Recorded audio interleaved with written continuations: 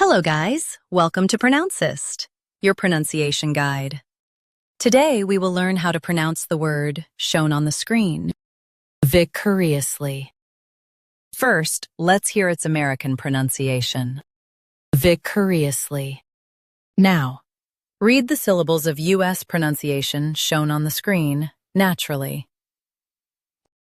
Vi, cur, e, us, ly, vicariously, vi, cur, e, us, ly, vicariously.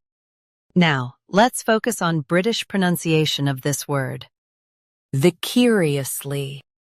Now, read the syllables of British pronunciation shown on the screen naturally. Vi, kia, re, us, ly, vicariously, vi, kia, re, us, ly, vicariously. Stress cur and keep it quick.